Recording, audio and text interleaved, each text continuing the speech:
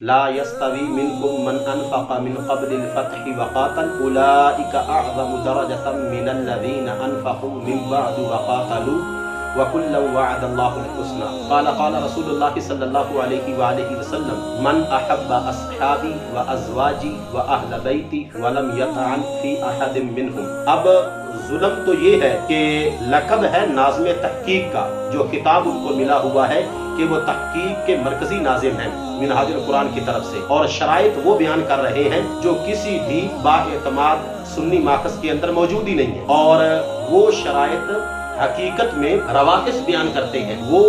حملہ کرتے ہیں صحابی رسول حضرت امیر معاویہ رضی اللہ تعالی عنہ پر۔ حضرت امیر معاویہ رضی اللہ تعالی عنہ کی شان کا دفاع ان کے صحابی رسول ہونے کی وجہ سے کیا جاتا ہے، نہ کہ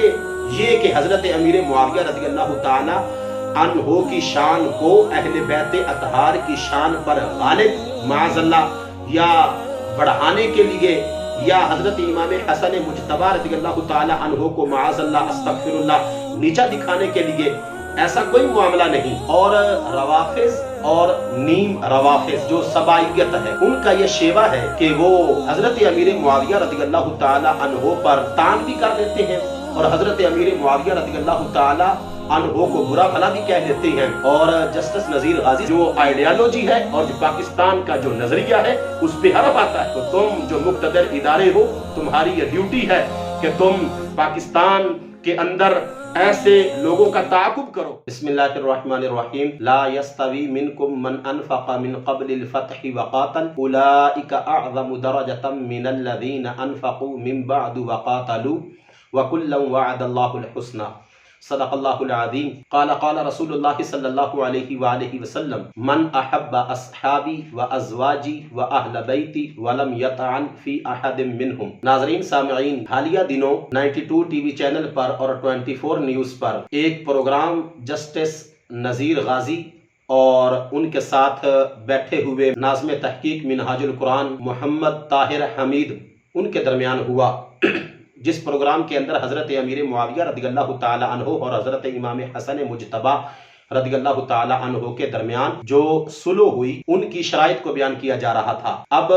ظلم تو یہ ہے کہ لقب ہے ناظم تحقیق کا، جو خطاب ان کو ملا ہوا ہے کہ وہ تحقیق کے مرکزی ناظم ہیں منہاج القرآن کی طرف سے، اور شرائط وہ بیان کر رہے ہیں جو کسی بھی بااعتماد سنی ماخذ کے اندر موجود ہی نہیں ہے، اور وہ شرائط حقیقت میں روافض بیان کرتے ہیں۔ اور جسٹس نذیر غازی صاحب جس وقت پہلی شرط ہی سنتے ہیں تو وہاں پر ایک انگلش کا لفظ استعمال کرتے ہوئے وہ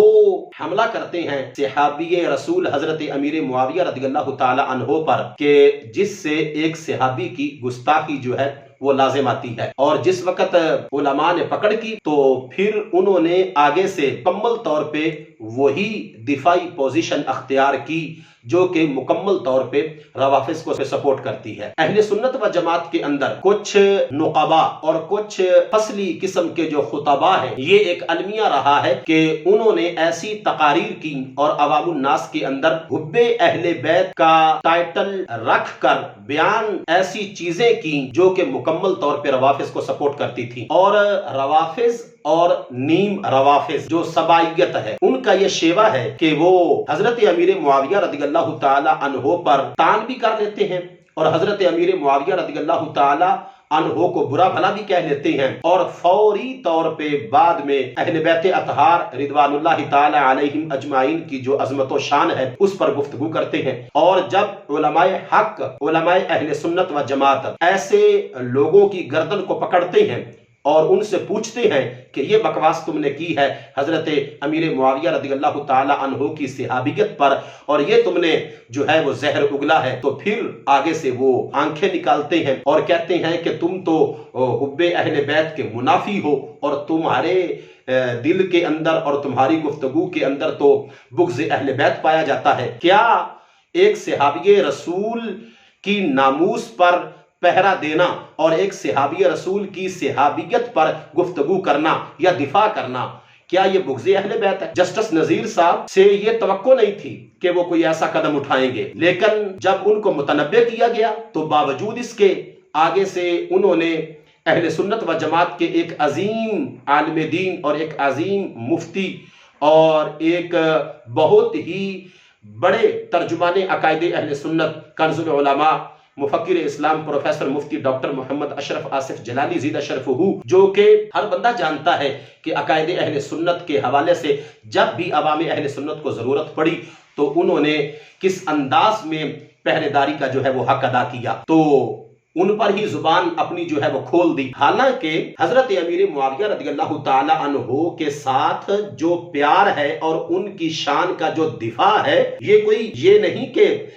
آج کے علماء اہل سنت کو بیان کرنا چاہیے۔ ہماری جو اسلام کی پوری تاریخ ہے، صحابہ اکرام رضوان اللہ تعالی علیہم اجمعین کے بعد سے لے کر آج تک حضرت امیر معاویہ رضی اللہ تعالی عنہ کی شان کا دفاع ان کے صحابی رسول ہونے کی وجہ سے کیا جاتا ہے، نہ کہ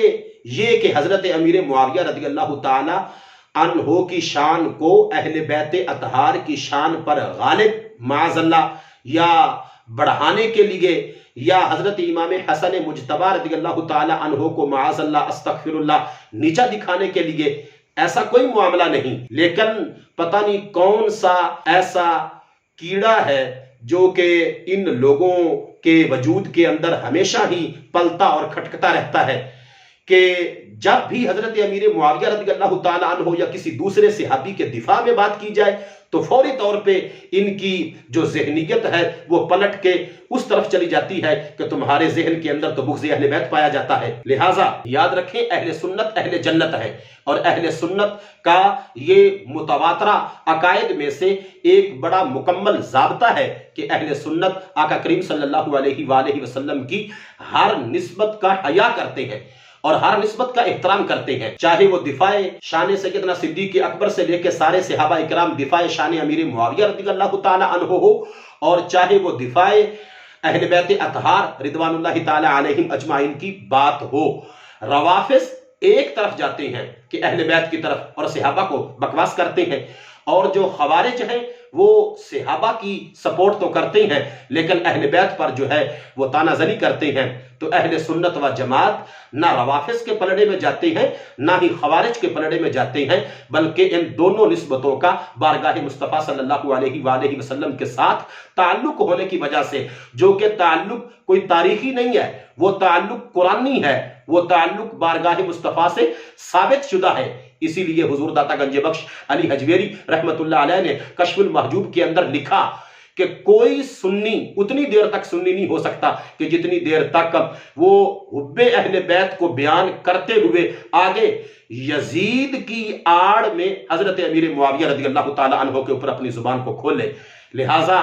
ہم بھرپور مذمت کرتے ہیں جسٹس نذیر غازی کے اس کردار کی کہ تم تو پھولے سما رہے تھے اور ڈیویٹ کا لفظ بول رہے تھے، حالانکہ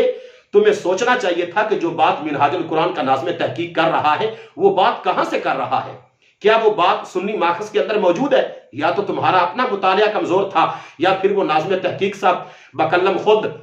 کہ ان کی تحقیق کی ناظمیت یہاں پہ جواب دے گی کہ وہ پوری کی پوری سپورٹ کر رہے ہیں روافض کو۔ اور کیا امید لگائی جا سکتی ہے منہاج القرآن اور ان کی پوری کمپنی سے کہ جن کے شیخ الاسلام بکلم خود جو ہیں وہ مکمل طور پہ آج تک ان کا پورا لٹریچر جو ہے وہ حضرت امیر معاویہ رضی اللہ تعالی عنہ کے خلاف ہے، کئی مرتبہ وہ اس پہ زبان درازی کر چکے ہیں، تو جو ان کے چیلے چماٹے ہیں وہ بھی تو ایسا ہی کردار ادا کریں گے نا کہ جو کردار ان کا بڑا کرتا رہا ہے۔ تو لہٰذا ہم ایک تو ان کے اس کردار کی مذمت کرتے ہیں، دوسرے نمبر پہ ہم ان سے مطالبہ کرتے ہیں کہ وہ اپنی اس گفتگو کا مکمل حوالہ پیش کریں کہ ان کی گفتگو جو ہے وہ روافض کو سپورٹ نہیں کرتی بلکہ اہل سنت کے ماخذ کے اندر سے ہے، چاہے وہ ناظم تحقیق ہو چاہے وہ جسٹس نذیر غازی ہو۔ اور دوسرے نمبر پہ ہم حکومت وقت سے اور ان کے جو مقتدر ادارے ہیں، بالخصوص جو پیمرا ہے، ہم ان سے یہ مطالبہ کرتے ہیں کہ یہ پاکستان کسی کی جاگیر نہیں ہے، یہاں پہ چور اچکے لونڈے لفنگے ان کے خلاف بات کرنے پہ جو ہے وہ پیمرا نوٹس لے لیتا ہے۔ کبھی نواز شریف اور اس طرح کے جتنے بھی یہ یہودیت کے ایجنٹ ہیں ان کے خلاف اگر کوئی بات ہو تو وہ کہتے ہیں کہ ARY کو نوٹس ایک ہفتے میں 3 مرتبہ بھیج دیا جاتا ہے، اور ان کی جو وزیر اطلاعات ہے وہ کانفرنس کرتے ہوئے تھکتی نہیں۔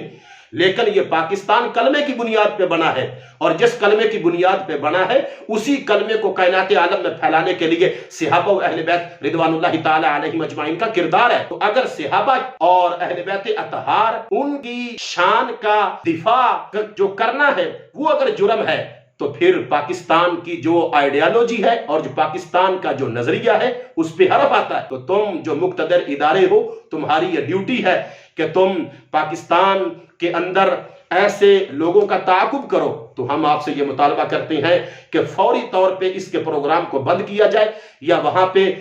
ہوسٹ کی جگہ پہ جسٹس نذیر غازی کو متنبہ کیا جائے کہ وہ اپنے بیان سے جو ہے